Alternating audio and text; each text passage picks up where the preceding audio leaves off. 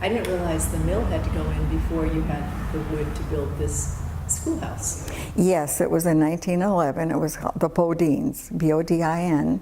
Colleen Bodine used to be a member up to her death. And I think she was the daughter-in-law of the person that built it. Anyway, once that was built, then that gave them the virgin timber needed to build this school, which John Kohlberg did. He built the school, and then he also built the part of the church up above, because the church is two parts. And so in 1912, it opened, the school opened, and the first teacher was a Miss Louise Peterson, and she had 34 students, ages 5 to 16. Wow, you know, that's quite a spread. And there were some of them that didn't speak English.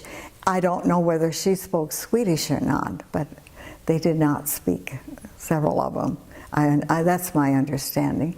And we still have the picture up there, and that's not the first teacher, but that is where you'll see some of the members and the names by them.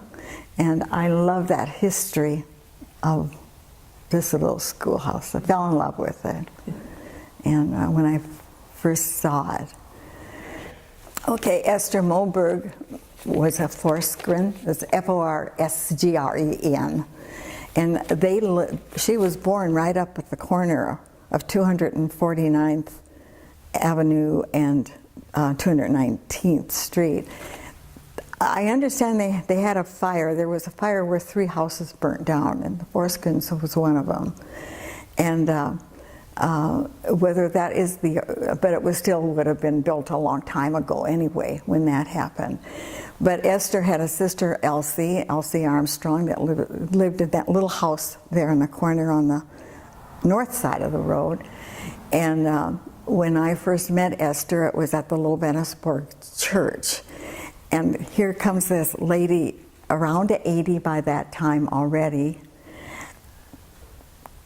just dancing up the aisle to greet, oozing with an aura of spirituality. She was just full of personality.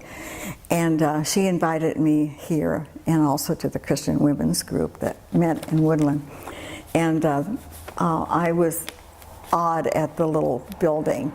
And you can see the rod there. That rod has a place in the history of the school. In 1912 was when the second part of that church came in.